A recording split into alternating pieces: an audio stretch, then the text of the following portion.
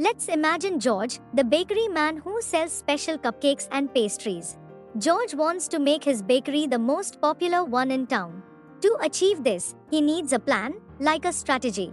First, George needs to think about what he wants to achieve, like selling more cupcakes and pastries than any other bakery. This is his objective. Then he needs to decide how to do it. Maybe he will make his cupcakes extra special with a secret recipe or decorate his pastries in a unique way. These decisions are part of his strategy. Now, George does not do everything himself. He has helpers, like his assistant bakers and salespeople. So, George tells them what to do to make his plan work. This is like how top management in big companies make decisions that get passed down to lower level managers and employees. So, George's strategy involves making decisions about what he wants to achieve, how to do it, and then getting everyone in his bakery to work together to make it happen. This is just like how strategies are made in bigger organizations. It is all about planning and coordinating actions to reach goals. We are starting the fourth chapter named Strategic Choices. Let's learn more about strategic choices. Businesses use different strategies to enter the market, stay relevant, and grow. Many strategies have been suggested by different authors. For example, William F. Glueck and Lawrence R. George talked about 4 strategies: stability, growth, retrenchment, and combination. These are also called grand strategies or directional strategies by other authors. Michael E. Porter suggested competitive strategies like cost leadership, differentiation, and focus for different business units.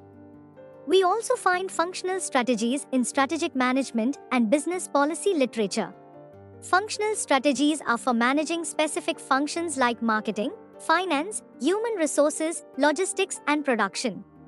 We can classify the different types of strategies on the basis of levels of the organization, stages of business life cycle, and competition. On the basis of level of organization, there are 3 types: corporate level, business level, and functional level strategies. On the basis of stages of business life cycle, there are 4 types: introduction stage or market penetration strategy, growth stage or expansion strategy, maturity stage or stability strategy, and decline stage or retrenchment or turnaround strategy. And finally, on the basis of competition-oriented, there are 2 categories of strategies. First category is competitive strategies, which includes cost leadership, differentiation, and focus. And second category is collaboration strategies, which includes joint venture, merger and acquisitions, and strategic alliance. The corporate strategies a firm can adopt may be classified into 4 broad categories: stability strategy, expansion strategy, retrenchment strategy, and combination strategy. Before proceeding further, let us discuss the basic features of all the types of corporate strategies to get a bird's eye view. The basic features of the corporate strategies are: first one, stability. The company sticks with what it is doing now and doesn't make big changes. It is okay with just a little bit of growth. Second one, expansion. The company wants to grow a lot. It might do this by selling more of what it already sells, or by starting new businesses related or unrelated to what it is already doing. Third one, retrenchment. The company cuts back on some things it is doing, or it might even stop doing certain businesses altogether by selling them off or closing them down. And fourth one, combination. The company mixes and matches these strategies to fit its specific needs. Let's learn these basic features of corporate strategies in very detail. First one is stability strategy. One important goal of a business is to stay stable. This means it wants to keep things the same to protect its strengths, continue with what has been working, and make sure everything runs smoothly. Stability strategy is chosen when a company keeps selling in the same markets and offering similar products or services, is in a mature market, or has a good share of the market but needs to hold on to it. Stability strategy doesn't mean doing nothing. It is about staying updated and adapting to changes in the business world. Even small businesses might use stability strategy to strengthen their position before growing. Let's imagine George has been selling his special cupcakes and pastries in the same neighborhood for many years. He knows his customers well and they love his treats. Now, George notices that a new bakery is opening up down the street. They are selling similar cupcakes and pastries, and George starts to worry that they might take some of his customers. To stay stable and keep his business strong, George decides to stick with what he has been doing. He continues to make his delicious treats just the way his customers like them. He doesn't make any big changes or try to expand into new markets. Instead, he focuses on maintaining the quality of his products, providing excellent customer service, and maybe even offering some special deals to keep his customers coming back. So, George's stability strategy is like sticking to his familiar path and not making any sudden moves. He wants to keep his business steady and successful, even when faced with competition. Let's learn the 8 characteristics of stability strategy. First one, a company choosing stability strategy sticks with the same business, products, and market without making big changes. Second one, the goal is to improve efficiency little by little, using resources better to make more money. Third one, stability strategy does not mean changing what the company does. Fourth one, it is a safe strategy that keeps things the same. Fifth one, it does not need a lot of new investments. Sixth one, there is less risk with this strategy. Seventh one, by sticking to what it already has, the company can focus on getting better at what it does, building its strengths. And eighth one, companies that want to grow slowly often choose this strategy. Major reasons for stability strategy. First one, the product is old and popular, so it is not growing much anymore. Second one, employees like things the way they are because there are fewer changes and risks. Third one, this strategy is chosen when the business environment is not changing much. Fourth one, it is not a good idea to grow too much because it might make others feel threatened. And fifth one, after growing quickly, a company might want to slow down and make itself stronger. This is a small illustration from the study material. Why don't startups aim for stability? A startup is an entrepreneurial venture in the early stages of ideation and development, generally created for solving real-life problems through technology. For it, the most important factors are speed and agility, because of it being in a nascent stage of operations. Stability, on the other hand, is more meaningful strategy when the size of operations is expanded to full capacity and business is at a mature stage. Thereby, we rarely see startups aiming for stability. Now, the second basic feature of corporate strategies is growth or expansion strategy. Expansion strategy means making the business bigger by investing more in it. It is like being energetic and promising success. This strategy involves big changes like setting new goals, investing a lot of money, and exploring new products, technology, and markets. It can be risky but also full of opportunities for growth. Let's say George decides to expand his business. Right now, he only sells cupcakes and pastries in his small bakery shop. But he wants to grow his business and reach more customers. To do this, George decides to open a second bakery location in a nearby town. He invests in a bigger space, hires more staff, and starts offering new products like custom cakes and cookies. This expansion strategy means George is taking his business in a new direction. He is making big changes and trying new things to attract more customers and make more money. It is a bit risky, but George believes it will lead to success and growth for his bakery business. Characteristics of growth or expansion strategy. First one, expansion strategy changes what the business does. Second one, expansion strategy is different from stability strategy. While stability strategy has limited rewards and low risks, expansion strategy offers high rewards but also high risks. Third one, expansion strategy makes the business bigger. Only companies with big growth goals can achieve them through expansion strategy. Fourth one, only expansion strategy allows a company to grow by investing in new things like products, markets, or businesses. Fifth one, expansion strategy gives many options for growth. A company can change its products, markets, or functions to find the best fit for its goals. And sixth one, expansion strategy has two main routes: intensification and diversification. Both aim for growth, but they do it in different ways. Major reasons for growth or expansion strategy. Expansion might be necessary when the environment demands more action. People making strategies might feel happier about growth from expansion. Leaders might like being in charge of organizations seen as focused on growth. Expanding could help a company have more power in the market compared to competitors. Growing bigger might bring benefits from having more experience and doing things on a larger scale. And expansion involves making things bigger by intensifying, diversifying, acquiring, or merging businesses. Types of expansion or growth strategy. The growth strategies can be classified into two main types: internal growth strategies and external growth strategies. Internal growth strategies can be further divided into two main types: expansion through intensification and expansion through diversification. And external growth strategies can be further divided into expansion through mergers and acquisitions and expansion through strategic alliance. Let's study these in detail. First one, expansion or growth through intensification. Let's say George wants to grow his business through intensification. Instead of opening new bakery locations, he decides to focus on his current shop and make it even better. First, George starts working harder to attract more customers to his bakery.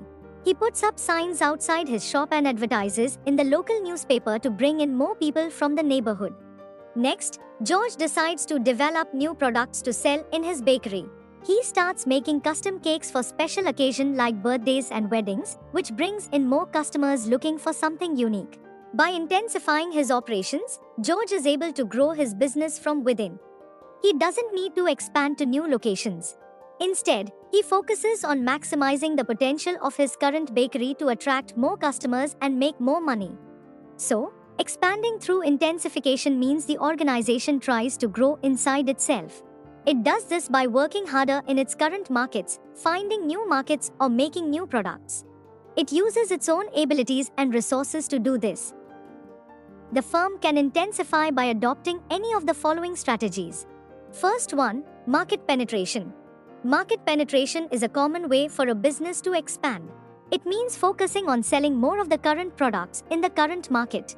The company puts more effort into making its existing products more popular and profitable in the same market. George decides to use market penetration by selling more of his existing cupcakes and pastries in his neighborhood. He advertises more and offers special deals to attract more customers to buy his delicious treats, increasing sales without changing what he sells or where he sells it. Market penetration is equal to selling current products into current markets. Second one, market development. Market development means selling the current products to customers in new, related areas. This could involve using different ways to reach these customers, like adding new stores or changing how the products are advertised. George decides to try market development by selling his cupcakes and pastries in a nearby town. He opens a small stall at the local farmers market and advertises in the town's newspaper to attract new customers from that area, expanding his business beyond his neighborhood. Market development is equal to selling current products into new market. Third one, product development. Product development means making big changes to existing products or creating new ones that are related. These new or improved products are then sold to the current customers through the same places they already buy from. George decides to do product development by creating a new line of gluten-free cupcakes and pastries for his health-conscious customers. He introduces these new items alongside his existing products, offering more options to his current customers through his bakery shop. Product development is equal to creating new products and selling in current markets.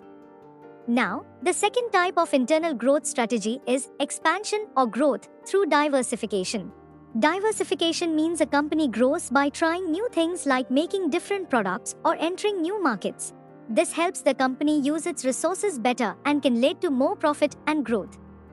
George decides to diversify his business by introducing a line of gourmet coffee to his bakery. This is a new product for him, different from his cupcakes and pastries, and it attracts a different group of customers who enjoy coffee. Despite being new to the coffee business, George believes that offering coffee alongside his baked goods will help him attract more customers and increase profits by diversifying his product offerings. Diversification is equal to creating new products into new markets. Diversification can be grouped into two main types. First one is concentric diversification. This means entering related businesses to gain benefits from working together.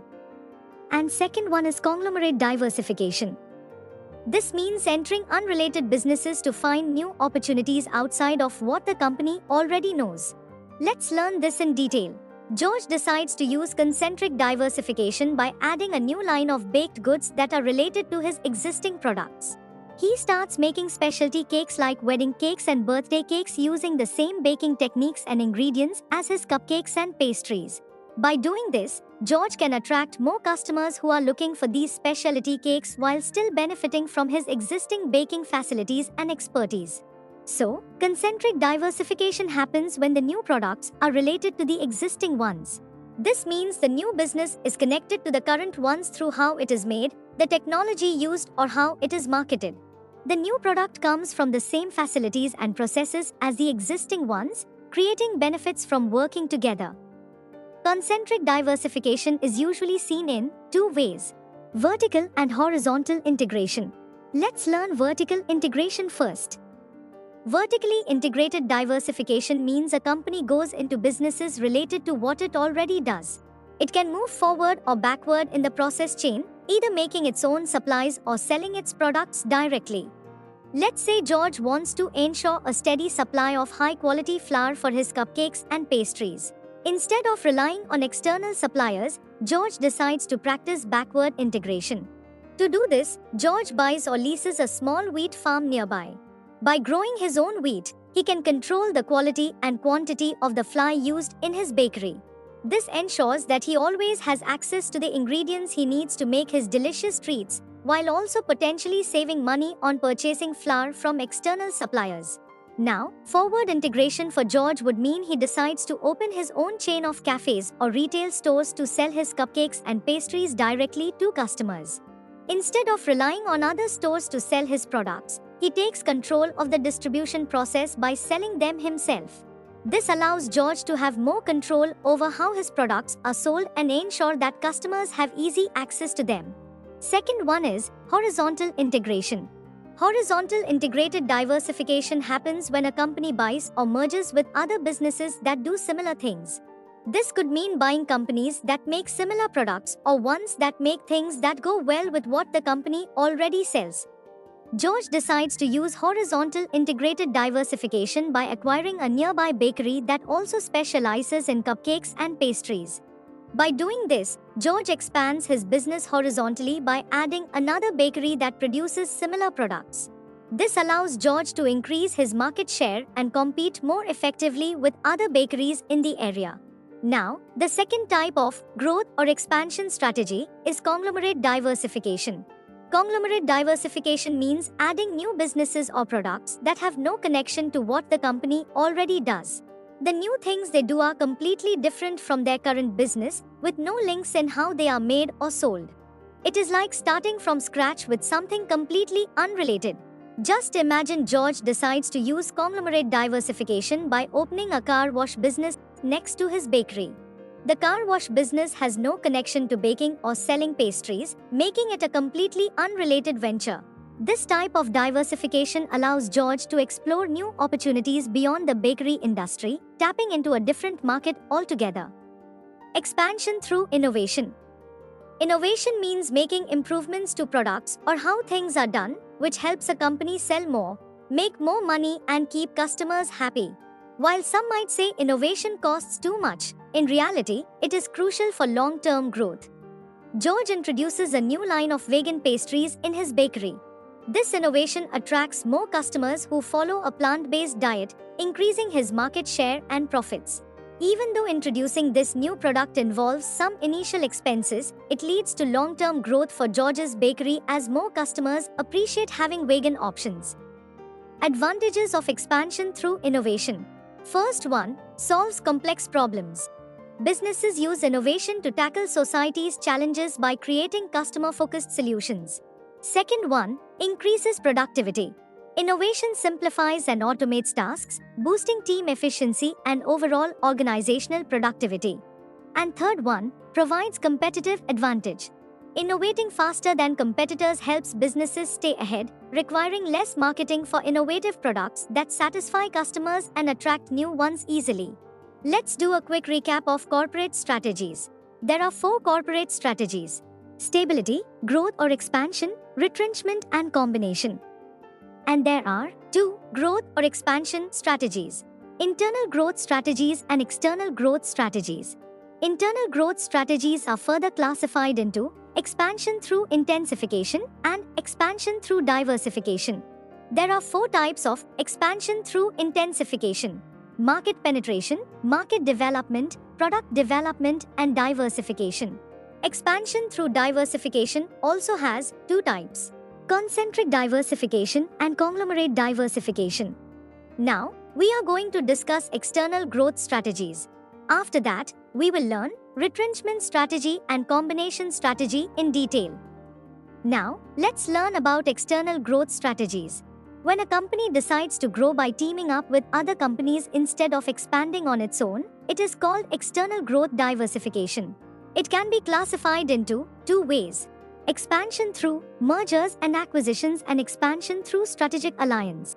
First one, expansion through mergers and acquisitions. Acquiring or merging with another company is a quick way to grow, avoiding the time, risks, and skills needed for internal growth. Companies carefully consider mergers and acquisitions to ensure they benefit both parties and create synergy, where the combined resources are more effective than before.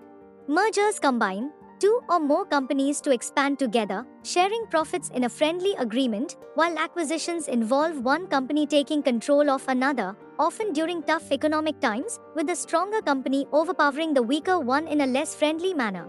There are 4 types of mergers: horizontal merger, vertical merger, cogeneric merger, and conglomerate merger. Let's learn these in detail.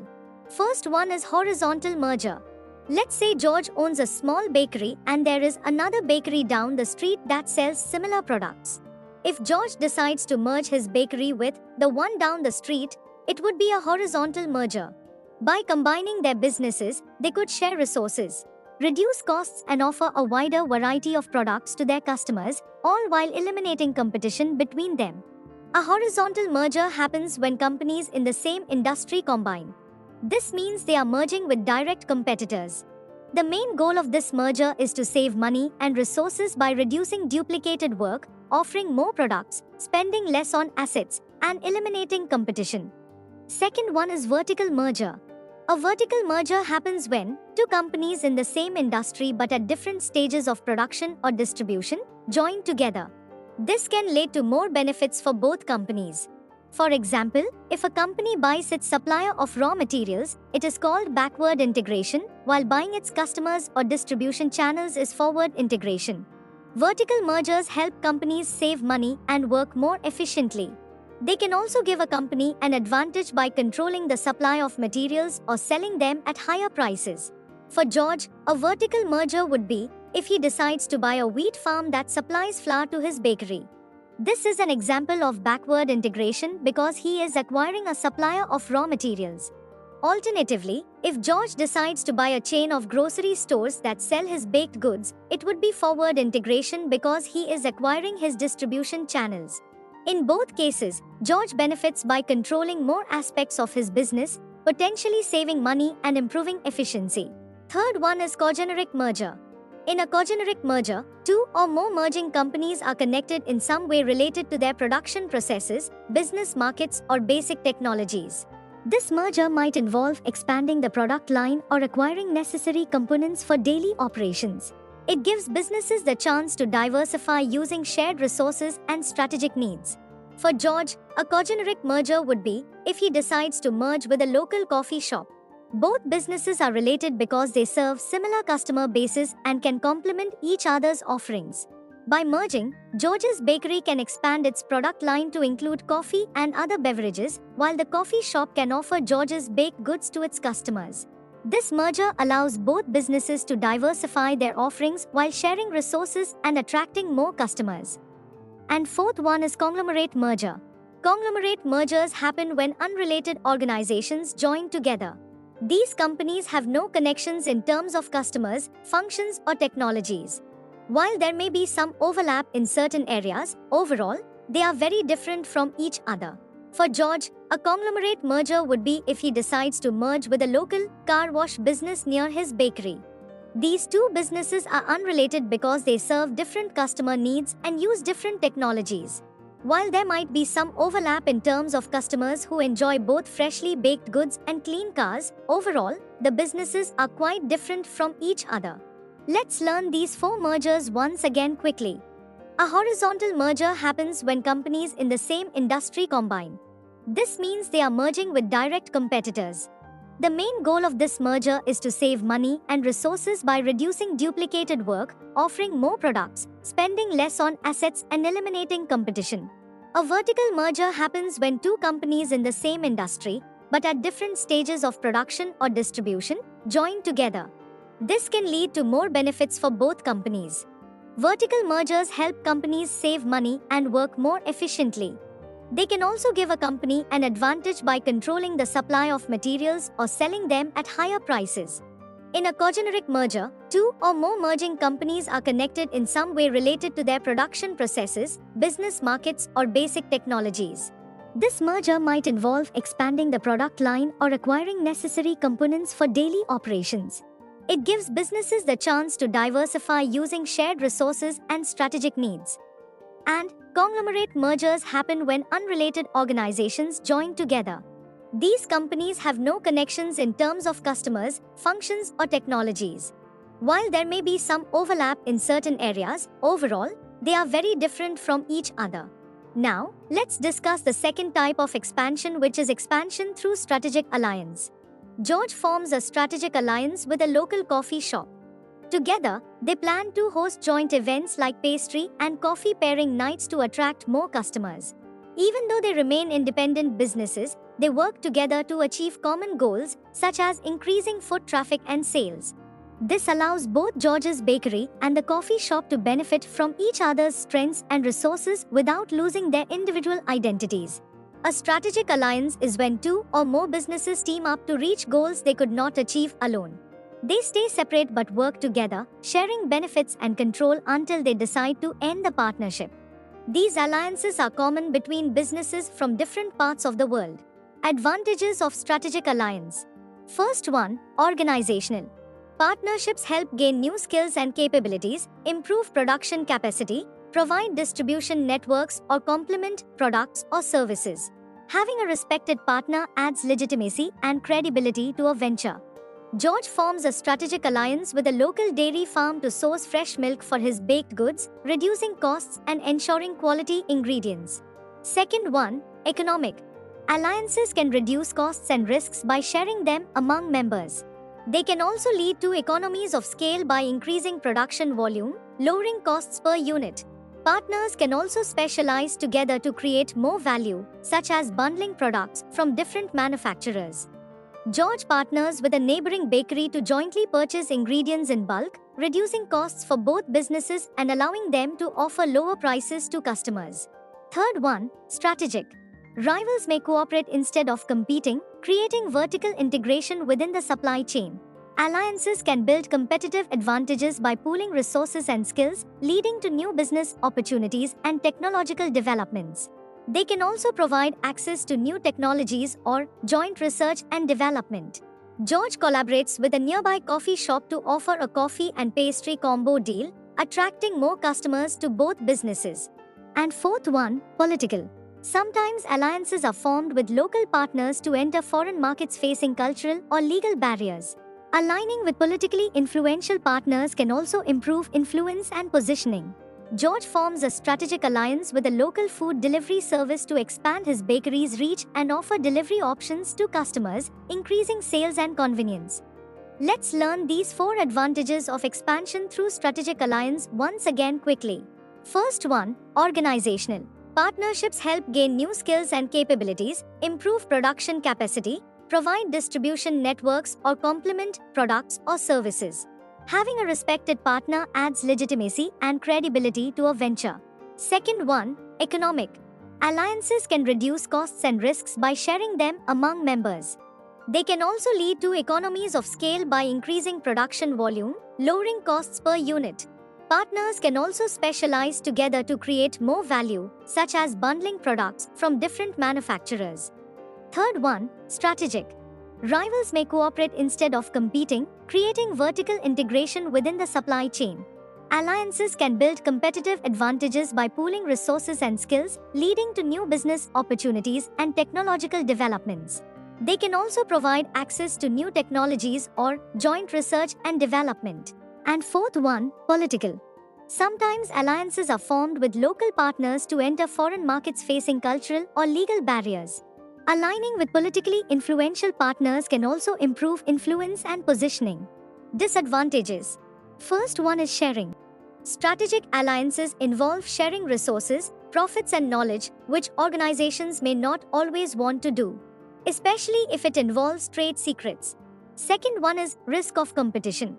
Alliances can turn into competition if one partner decides to separate in the future, potentially becoming a rival. And third one is enforcement challenges. Agreements to protect trade secrets may not always be effective if parties do not comply willingly or if courts do not enforce them. Now let's do a quick recap again quickly. There are 4 corporate strategies: stability strategy, expansion strategy, retrenchment strategy, and combination strategy. Expansion strategy has 2 types: internal growth strategy and external growth strategy. Internal growth strategies are expansion through intensification and expansion through diversification. And we just completed the external growth strategies, which are expansion through mergers and acquisitions and expansion through strategic alliance. Let's have a look at the last 2 corporate strategies, which are retrenchment and combination strategies, quickly before learning those in very detail. Let's discuss the basics of these last 2 strategies first. Retrenchment means the firm cuts back on some activities in certain businesses or completely shuts down those businesses by selling them off or liquidating them. George decides to retrench by discontinuing the production of certain low-selling cookies in his bakery. Instead, he focuses on the more popular cookies and cakes to streamline his operations and improve profitability. And the fourth one is combination. Combination strategy involves mixing stability, expansion, and retrenchment approaches to fit the specific needs of the firm. For George, employing a combination strategy might involve maintaining the current selection of pastries, that is stability, expanding by offering new types of cupcakes, that is expansion, and discontinuing less popular items, that is retrenchment, to optimize his product offerings and meet the varying preferences of his customers. Now, let's learn the retrenchment strategy in very detail. Here we call it strategic exits. Strategic exits happen when an organization significantly reduces its activities. First, it identifies and understands the problems causing this reduction. Then, it takes steps to solve these problems, which can lead to different retrenchment strategies. If the organization aims to reverse the decline, it adopts a turnaround strategy. If it shuts down loss-making units or reduces functions, it uses a divestment strategy. If nothing works, it may opt for liquidation, abandoning the activities altogether. Let's learn these 3 exit strategies in detail. First one is turnaround strategy. Retrenchment can happen inside or outside the organization. Internal retrenchment focuses on boosting internal efficiency, which is called a turnaround strategy. Certain signs indicate that a company needs a turnaround to survive. These danger signals include consistent loss of cash from business operations, products or services that cannot compete in the market, decreasing portion of the market, worsening condition of facilities, having too many employees, high staff turnover and low employee morale, and poor management practices. Action plan for turnaround strategy. To make turnaround strategies work, it is crucial to address short and long-term financing needs along with strategic concerns. A workable action plan for turnaround would involve 5 stages. Stage 1. Assessing current problems. The initial step is to understand the current problems, finding their main causes and how much damage they have caused. Once the problems are clear, resources should be directed towards the areas crucial for fixing and addressing any urgent issues. In George's bakery, stage 1 of the turnaround process involves identifying issues such as declining sales and customer complaints about the quality of pastries. George and his team assess these problems by reviewing sales data and gathering customer feedback. They focus their resources on improving the quality of ingredients and training staff to enhance customer service, addressing the root causes of the issues to turn the business around. Stage 2. Analyzing and developing a plan. Before making big changes, assess the business's chances of survival. Identify suitable strategies and create a preliminary action plan. Look for core businesses, secure enough financing, and use existing resources. Analyze strengths and weaknesses in competitive areas. Then, set specific goals and detailed action steps in a strategic plan. In stage 2, George would analyze his bakery's situation by assessing factors like sales trends, customer feedback, and financial health. He might identify opportunities to improve by focusing on popular products, securing financing for equipment upgrades, and leveraging existing staff skills. With this information, George can create a strategic plan outlining goals such as increasing sales by 20% in the next 6 months and implementing actions like introducing new cakes and improving customer service. Stage 3. Implementing an emergency action plan. This involves putting an emergency plan into action if the organization is in big trouble. This plan involves things like fixing financial problems, cutting costs, and focusing on products that can make the most money. The goal is to quickly get the organization back on track and make sure there is enough money to make it happen. Let's say George notices that his business is struggling. To implement an emergency action plan, George decides to make some changes. He starts by reducing costs, such as by renegotiating contracts with suppliers to get better prices for ingredients. He also focuses more on promoting his best-selling products to increase sales and improve cash flow. By taking these actions, George aims to stabilize his bakery's finances and ensure its survival during this critical time. Stage 4. Restructuring the business. This involves restructuring the business to improve its financial health. This includes analyzing finances, making changes to the product lineup, and possibly closing facilities or withdrawing from certain markets to make the organization more efficient. It is also important to boost morale among employees by implementing reward systems that encourage dedication and creativity focused on improving profits. In stage 4, George realizes his core business of selling cupcakes and pastries isn't doing well financially. To turn things around, he decides to analyze his finances and make changes. George decides to focus more on his best-selling products and maybe even introduce new items that customers are asking for. He might also close down his smaller, less profitable bakery location to save costs. Additionally, George introduces a reward system for his employees to encourage them to work harder and come up with new ideas to improve profits. This restructuring helps George's bakery become more efficient and profitable. And stage 5, returning to normal. In this stage, the organization starts to become profitable again. This means it is making money and creating value for investors. The focus is on things like introducing new products, improving customer service, forming partnerships with other companies, and growing its share of the market. In stage 5, George's bakery business begins to thrive again after implementing his turnaround plan. He starts making a profit and sees a good return on his investments. George focuses on adding new delicious treats to his menu, providing excellent customer service, and forming partnerships with local coffee shops to increase his bakery's market share. As a result, George's bakery becomes a popular destination in the neighborhood once again, showing signs of returning to normalcy and success. Let's learn these 5 stages of turnaround strategy once again quickly. Stage 1. Assessing current problems. Identify current problems, determine their root causes, assess their impact, and then allocate resources. Stage 2. Analyzing and developing a plan. Assess the business's survival chances, identify suitable strategies, create an action plan, secure financing, analyze strengths and weaknesses, and set specific goals. Stage 3. Implementing an emergency action plan. Implementing an emergency action plan involves quickly addressing financial issues, reducing costs, prioritizing profitable products. Stage 4. Restructuring the business. Restructuring the business for financial improvement, analyzing finances, adjusting product lineup, possibly closing facilities or withdrawing from markets, and implementing morale-boosting reward systems. And stage 5. Returning to normal. Regain profitability, emphasizing new product introduction, improved customer service, partnerships, and market share growth. The important elements of turnaround strategy are as follows. Changing the top leaders. Doing things to gain trust right away. Dealing with outside pressures. Finding things to do that bring fast results. Cutting costs quickly. Making more money. Selling assets to get cash.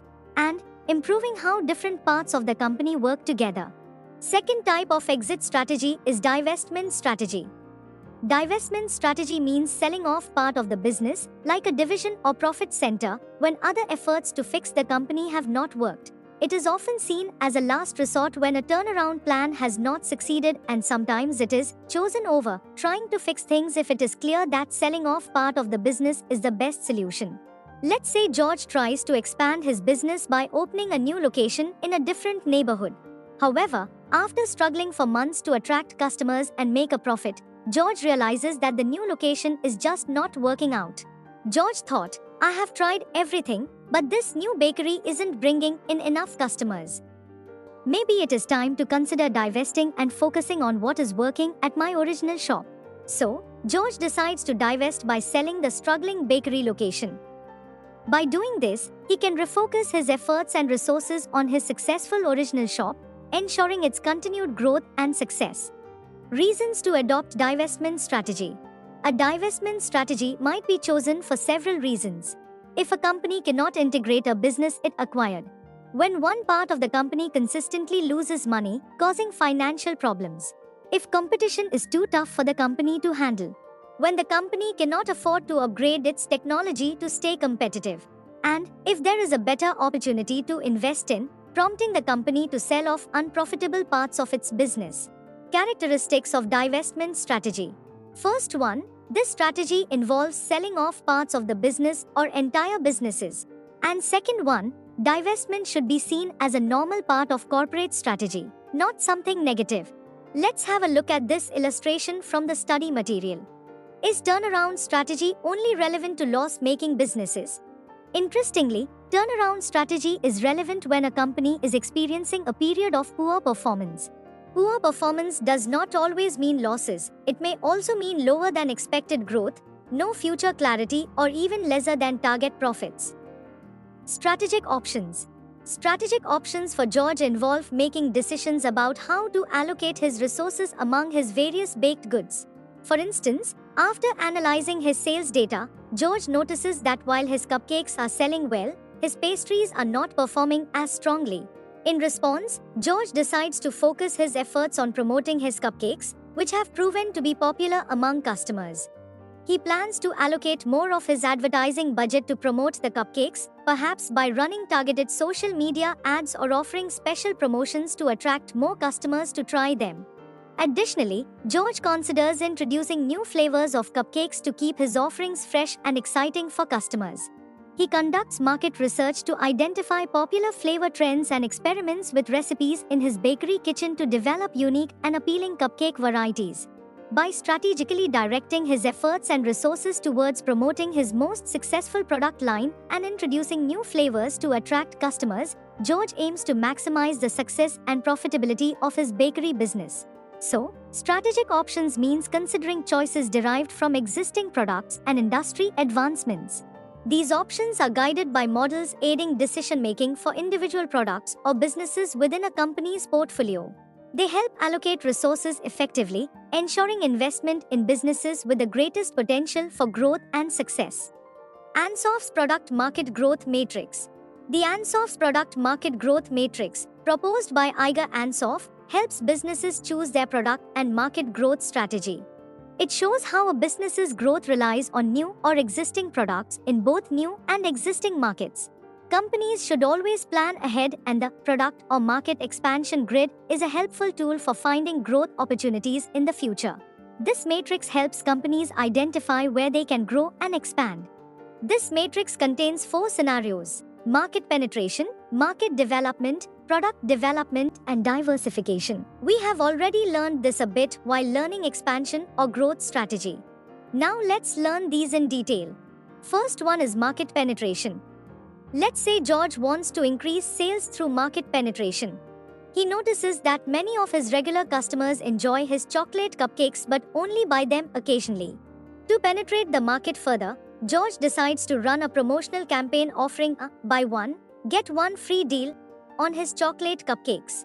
Additionally, he places signs around his bakery highlighting the promotion and shares it on social media to attract more customers. As a result, George sees an increase in sales as more customers take advantage of the offer. helping him penetrate the market further without changing his product offerings. Market penetration is when a business sells its current products to its current customers more. This strategy does not change the products much, but it might need more advertising or sales efforts. To beat competitors in a mature market, the business might use aggressive promotions and pricing strategies. Market penetration also involves getting existing customers to use the product more. Market penetration is equal to current products to current customers. Second one is market development. For George, market development could involve selling his existing cupcakes and pastries in a new neighborhood. Instead of just selling in his current location, he decides to open a second bakery in a nearby town where he hasn't sold before. By doing this, George expands his market reach and attracts new customers who may not have been able to visit his original bakery. This allows him to grow his business by selling his existing products in a new market. Market development means a business tries to sell its current products in new markets. This strategy helps the company grow by finding new places to sell its existing products. It can involve selling in new locations, offering products in different ways, using new ways to sell, or changing prices to appeal to different customers or markets. Market development is equal to current products into new markets. Third one is product development. George decides to introduce vegan pastries to his menu as part of a product development strategy. After noticing an increasing demand for plant-based options among his customers, George works on creating delicious vegan versions of his popular pastries such as vegan chocolate muffins and vegan fruit tarts. By offering these new products, George attracts vegan customers who previously couldn't enjoy his offerings, thus expanding his customer base and increasing sales through product development. Product development means a business wants to make and sell new products in markets it already serves. This helps the company grow by offering changed or new products to its current customers. To do this, the business might need to learn new skills and make products that are different but still liked by its existing customers. Product development is equal to new products into current markets. And fourth one is diversification. For George, diversification could involve expanding his business into a completely different industry like opening a flower shop. Instead of just selling baked goods, George decides to start offering flowers to attract new customers. This is risky because it is something George has little experience in, but it could also bring in new customers and increase profits if successful. Diversification means a business sells new products in new markets. It is done by starting new businesses or buying existing ones outside of what the company already does. This strategy is risky because it is not based on what the company already does well or where it already sells. Usually, the business moves into markets it does not know much about. Diversification is equal to new products into new markets. ADL matrix. ADL stands for Arthur D. Little because this matrix is derived by Arthur D. Little. The ADL matrix is a tool for analyzing a company's products based on the product life cycle. It uses a two-dimensional matrix to show where products stand in terms of industry maturity and competitive position. Industry maturity indicates where the industry stands in its life cycle, while competitive position shows how strong a product or business is, categorized into 5 positions: dominant, strong, favorable, tenable, and weak. Let's learn these positions in detail. First one, dominant. This is a rare position where a company might have a monopoly or strong technological leadership. For George, achieving a dominant position could mean that he becomes the only bakery in his neighborhood with no competitors nearby. This could happen if George offers unique and high-quality baked goods that no other bakery in the area provides. As a result, customers only have George's bakery as their option, giving him a dominant position in the local market. Second one, strong. This means the company has a lot of freedom to choose its strategies without worrying too much about competition. For George, being in a strong position could mean that his bakery is well known in the community for its high-quality products and excellent customer service. Because of this reputation, George doesn't worry too much about other bakeries opening nearby or offering similar items. Customers continue to choose George's bakery because they trust the quality and service they receive, allowing George to operate without feeling threatened by competitors. Third one, favorable. Favorable means the industry is fragmented, with no single competitor standing out clearly. This gives market leaders some freedom to operate without strong competition. For George, being in a favorable position could mean that he operates in a neighborhood with several other bakeries. But none of them dominate the market. In this situation, George has some freedom to set his prices and offer promotions without worrying too much about direct competition. Customers have various options, but George's bakery still attracts a good amount of business due to its quality and reputation. Fourth one, tenable. Tenable means the companies in this category can perform okay and have reasons to stay in the industry. However, they are vulnerable to competition from stronger and more proactive companies. For George, being in a tenable position could mean that his bakery competes with several other bakeries in the neighborhood. While George's bakery is doing okay and has its regular customers, it faces challenges from stronger competitors who may offer more variety or better prices. George's bakery is able to stay in business, but it needs to keep an eye on the competition to remain competitive. Fifth and last competitive position in ADL matrix is weak. Weak means the companies in this category usually do not perform well, but there are chances for improvement. For George, being in a weak position could mean that his bakery is struggling to attract customers and generate consistent sales. However, George sees opportunities to improve by offering new products, improving customer service, or marketing more effectively. Despite the current challenges, George remains optimistic about turning things around and strengthening his bakery's position in the market. Let's learn these 5 competitive positions in ADL matrix once again quickly. Dominant is a rare position where a company might have a monopoly or strong technological leadership. Strong means the company has a lot of freedom to choose its strategies without worrying too much about competition. Favorable means the industry is fragmented, with no single competitor standing out clearly. This gives market leaders some freedom to operate without strong competition. Tenable means the companies in this category can perform okay and have reasons to stay in the industry.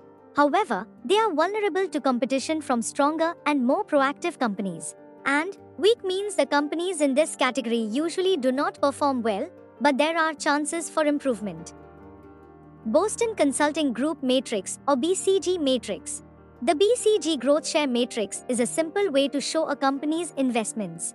It is often used to decide how to allocate resources in a company with many different businesses. In the matrix, the vertical axis shows how fast the market is growing, and the horizontal axis shows how strong the company is in the market compared to its competitors. With the matrix, organizations can find 4 types of products or strategic business units: stars, cash cows, question marks, and dogs. First one, stars.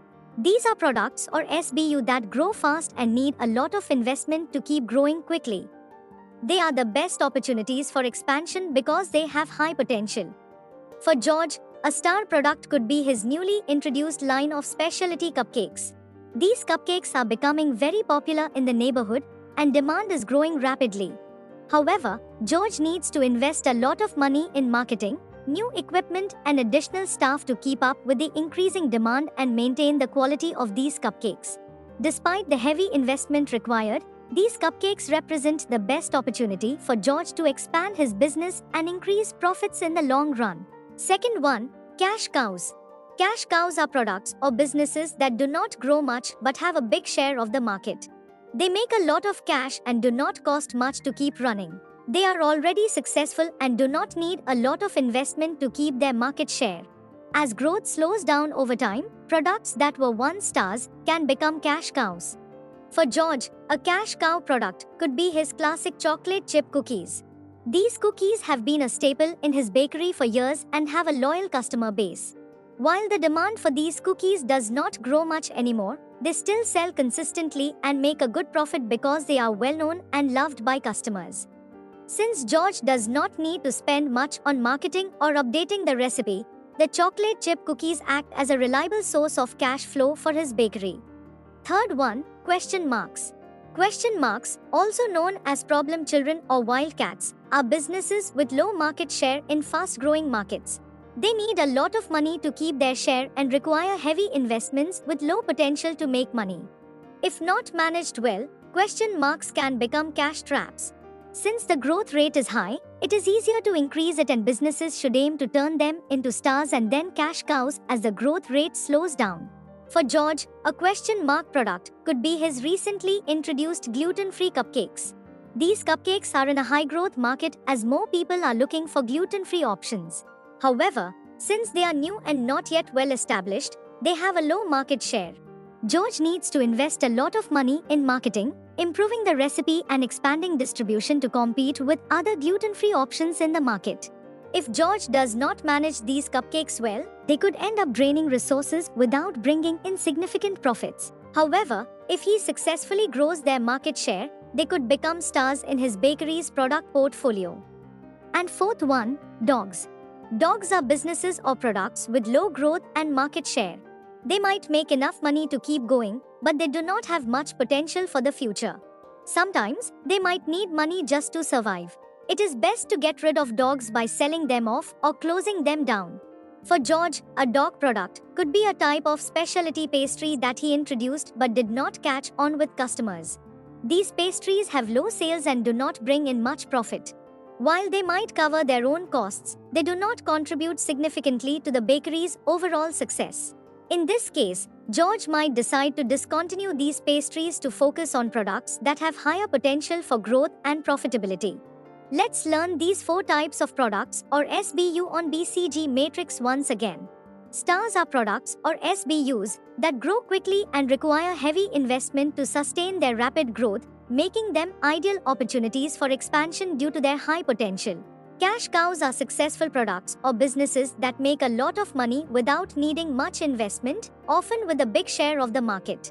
Question marks are businesses with low market share in fast-growing markets that need heavy investments to grow, aiming to turn into stars and then cash cows as growth slows down. And dogs are businesses or products with limited growth and market share, sometimes needing financial support to continue, and are best disposed of through selling or closing them. BCG Matrix Post-Identification Strategies.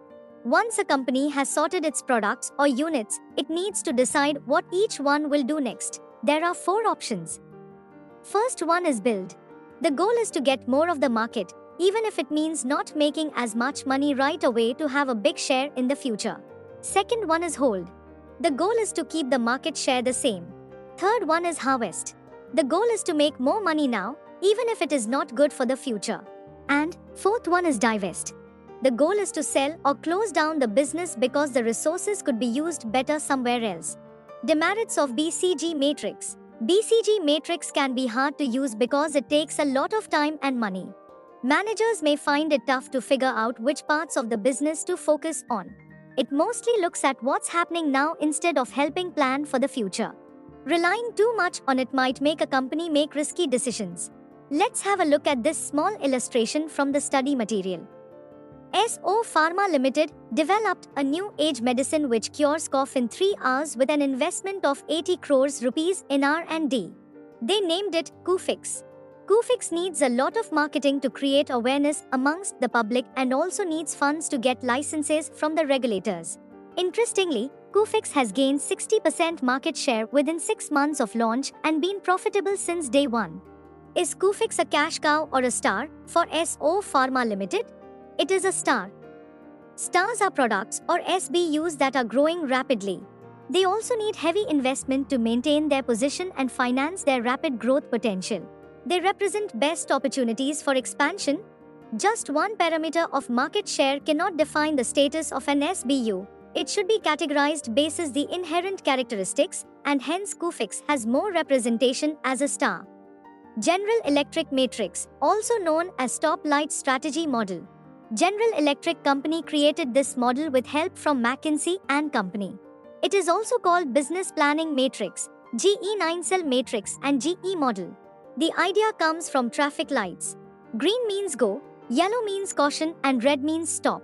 This model uses 2 things to make decisions: how strong the business is and how attractive the market is. Imagine George wants to decide whether to introduce a new line of gluten-free pastries to his bakery.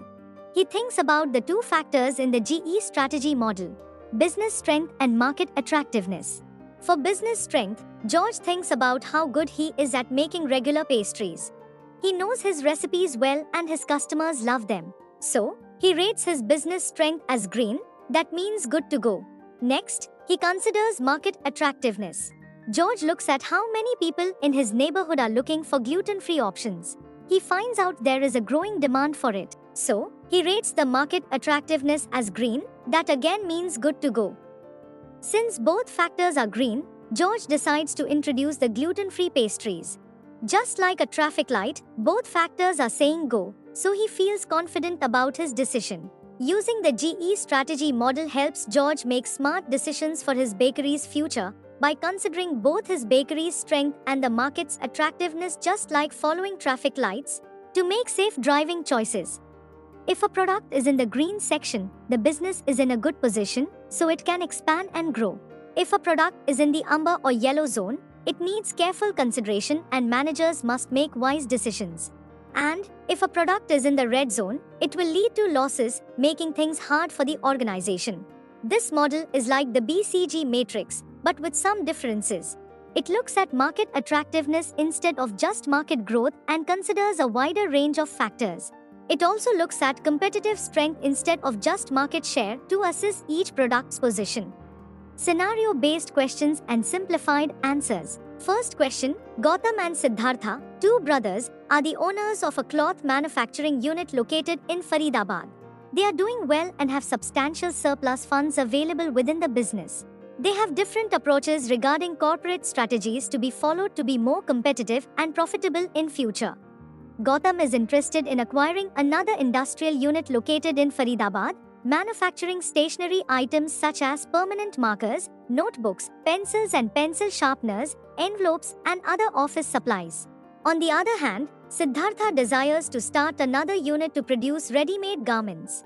Discuss the nature of strategic choices being suggested by the two brothers with reference to the payoffs and the risks involved.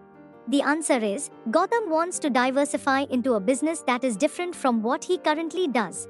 He is thinking about buying a factory in Faridabad that makes stationery items like markers, notebooks and pencils, which is unrelated to his current products. This is called conglomerate diversification, where the new business has no connection to the existing one. On the other hand, Siddhartha wants to expand his existing business by moving into a related area. He is thinking about starting a garment manufacturing business that uses the cloth made in his current processes. This is called vertically integrated diversification or forward integration. The new business is related to the existing one and stays within the same production process chain. Both types of diversification have risks. With conglomerate diversification, there is a risk because the new business isn't connected to the current one in terms of customers, marketing, or technology. With vertically integrated diversification, there is a risk of losing focus on the original business. Second question, XYZ company is facing continuous losses. There is decline in sales and product market share.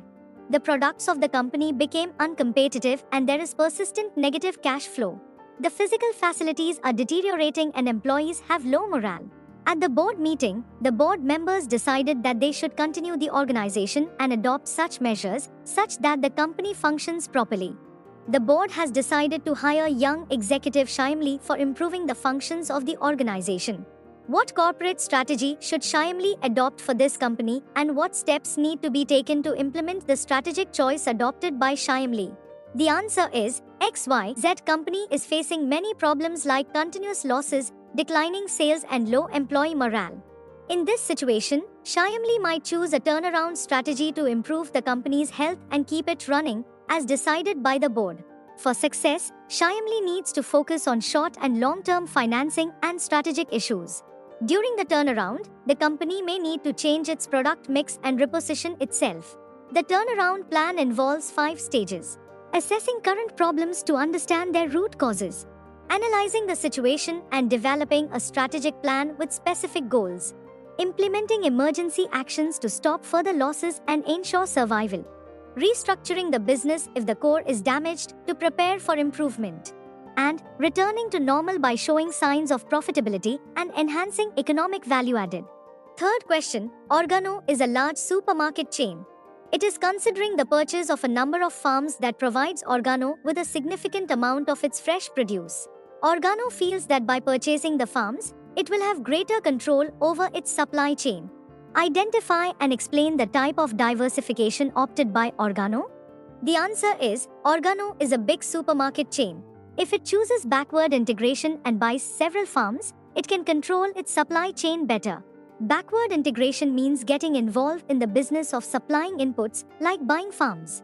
This strategy helps increase profits and control over production by either buying or building a business to improve the supply chain or reduce production costs. Fourth question, with the global economic recession, Soft Cloth Limited incurred significant losses in all its previous 5 financial years.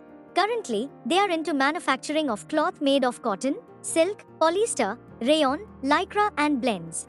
Competition is also intense on account of cheap imports. The company is facing cash crunch and has not been able to pay the salaries to its employees in the current month. Suggest a grand strategy that can be opted by Soft Cloth Limited. The answer is, Soft Cloth Limited is dealing with both internal and external challenges. There is an economic recession outside, and the company is running out of cash. To tackle this, they might need to consider retrenchment or turnaround strategy. This strategy fits when facing issues like continuous negative cash flow, non-competitive products or services, declining market share, deterioration in physical facilities, overstaffing, high turnover of employees and low morale, and mismanagement. The company might need to cut back on what it does. This starts with finding out what is wrong and why, then fixing those issues. Different retrenchment strategies can be used. If the goal is to turn things around, it is a turnaround strategy. If they need to shut down units or reduce what they offer, it is divestment. If nothing works, they might have to close shop completely, which is liquidation. Fifth question. X Private Limited had recently ventured into the business of co-working spaces when the global pandemic struck. This has resulted in the business line becoming unprofitable and unviable and a failure of the existing strategy. However, the other businesses of X Private Limited are relatively less affected by the pandemic as compared to the recent co-working spaces. Suggest a strategy for X Private Limited with reasons to justify your answer. The answer is, X Private Limited should consider using a divestment strategy. In the current situation, where the co-working business is losing money because of the global pandemic, it is best for the company to sell off that part of the business. Retrenchment can happen inside or outside the company. Turnaround strategy focuses on fixing problems inside the company, while divestment strategy is used when external factors make a business unprofitable. Given the situation, divestment is the right choice. Divestment helps deal with problems like losses from one part of the business affecting the profitable parts, which is happening now. Not being able to handle the losses, especially with the uncertainty caused by the pandemic. And finding better places to invest the money made from selling off part of the business. Sixth question. Atrix Limited is a company engaged in the designing, manufacturing and marketing of mechanical instruments like speed meters, oil pressure gauges and so on. Their products are fitted into 2- and 4-wheelers. During the last couple of years, the company has been observing a fall in the market share. This is on account of shift to the new range of electronic instruments. The customers are switching away mechanical instruments that have been the backbone of Atrix Limited. As a CEO of Atrix Limited, what can be the strategic options available with you? The answer is, Atrix has products that are declining because new better technology is replacing them. As CEO, there are a few strategic options. Invest in developing new products with the latest technology. Atrix also needs time to invest in emerging technology. Buy out a competitor if they have enough money or can get it. Look for other areas to expand, even if they are not related to what they already do. This helps Atrix spread out its risks. And, eventually, they should stop selling the old products. But they can keep selling them a bit longer as long as there is still demand. Descriptive questions and simplified answers. First question. Describe the construction of BCG matrix and discuss its utility in strategic management. The answer is, companies with different business units often struggle to decide how to allocate resources among them. In the 1970s, the Boston Consulting Group created a model called the BCG Growth Share Matrix to help manage a company's portfolio of businesses or products. The BCG matrix helps decide which products or business units should get priority. It sorts them based on 2 things: market share and market growth rate. Market growth rate on the vertical axis shows how attractive the market is, and relative market share on the horizontal axis shows the company's strength in the market. It divides businesses into 4 categories. First one, stars. These are fast-growing products or business units that need a lot of investment to keep growing. They offer the best opportunities for expansion. Second one, cash cows. These are products or businesses with high market share but low growth. They generate cash and require less investment. Third one, question marks. These are low market share products in high growth markets. They need a lot of investment to compete and can become either stars or cash cows if managed well. And fourth one, dogs. These are low growth, low market share products or businesses. They may generate some cash but don't have much future. They should be minimized through divestment or liquidation. The BCG matrix helps classify products or businesses and choose appropriate strategies for each. Build for long-term growth. Hold to maintain current market share. Harvest to maximize short-term cash flow. And divest to sell or shut down and use resources elsewhere. Overall, the BCG matrix is a useful tool for strategic planning and decision-making. Second question, an industry comprises of only 2 firms, Surya Limited and Chandra Limited. From the following information relating to Surya Limited, prepare BCG matrix. The answer is, with the BCG approach, a company sorts its different businesses on a 2-dimensional growth share matrix. On the matrix, the vertical line shows market growth rate, telling how attractive the market is. On the other hand, the horizontal line shows relative market share, indicating the company's strength in the market. With the market share and industry growth rate of Surya Limited, its 4 products are positioned on the BCG matrix as follows. Product A is in the best position because it has a high market share and the industry it is in is growing fast. Product B has a low market share, but it is in a fast-growing industry. Product C has a high market share, but its industry is shrinking. The company should use its good position now, even though it might not last. And product D is in the worst position because it has a low market share and its industry is shrinking. Third question, Aurobindo, the pharmaceutical company, wants to grow its business. Draw Ansoff's product market growth matrix to advise them of the available options. The answer is, the Ansoff's product market growth matrix, made by Iger Ansoff, is a helpful tool for businesses to plan their product and market growth strategy. It shows how a business can grow by selling new or existing products in new or existing markets. The Ansoff's product market growth matrix is as follows. Based on the matrix, Aurobindo can categorize its different products. In the pharmaceutical industry, developing new products requires a lot of research and money. Social factors may also influence the company's decisions. Aurobindo can use penetration, product development, market development, or diversification strategies for its various products. Market penetration means selling existing products in existing markets without changing them much. Market development involves selling existing products in new markets, aiming for company growth. Product development means introducing new products into existing markets, offering modified or new products to current customers. And diversification is when a business sells new products in new markets, either by starting up or buying businesses outside its current products and markets. As market conditions change, a company might change its product market growth strategies. For example, if its current market is already full, it might need to find new markets to keep growing. Fourth question, in the context of Ansoff's product market growth matrix, identify with reasons the type of growth strategies followed in the following cases. First one, a leading producer of toothpaste advises its customers to brush teeth twice a day to keep breath fresh. Second one, a business giant in hotel industry decides to enter into dairy business. Third one of India's premier utility vehicles manufacturing company ventures to foray into foreign markets. And fourth one, a renowned auto manufacturing company launches ungeared scooters in the market. The answer is, the Ansoff's product market growth matrix, made by Iger Ansoff, helps businesses plan their product and market growth. It helps analyze different strategic directions. Ansoff suggests 4 strategies. First one is market penetration, selling existing products in existing markets. For example, a toothpaste maker tells customers to brush twice a day for fresh breath. Second one is diversification, selling new products in new markets. For instance, a hotel company starts making dairy products. Third one is market development, selling existing products in new markets. like an Indian utility vehicle maker entering foreign markets. And fourth one is product development, introducing new products in existing markets. For example, a car company launches scooters,